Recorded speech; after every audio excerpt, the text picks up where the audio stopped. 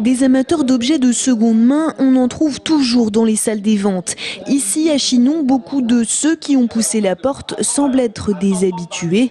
Aujourd'hui, c'est une vente de bijoux anciens, des bagues, montres et bracelets qui, pour la plupart, trouveront acquéreurs parmi la salle, même si certains n'ont pas emporté le bien qu'ils avaient repéré plus tôt.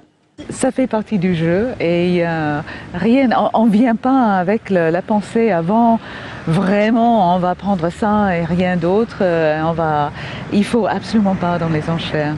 Une vente aux enchères, c'est d'abord un univers très codifié. Depuis plusieurs années, Internet a permis à beaucoup de profanes en la matière de découvrir ce que sont les opérations de courtage. Pourtant, les salles des ventes attirent toujours le public avec son atmosphère feutrée très particulière, que l'on soit là en connaisseur ou simplement pour observer le jeu des enchères.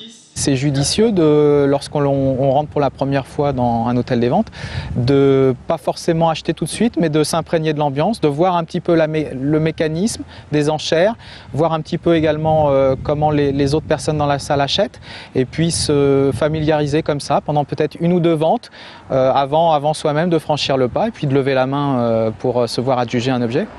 De l'or, des diamants, du platine, des matériaux recherchés et qui trouvent toujours preneur, et cela même en temps de crise financière.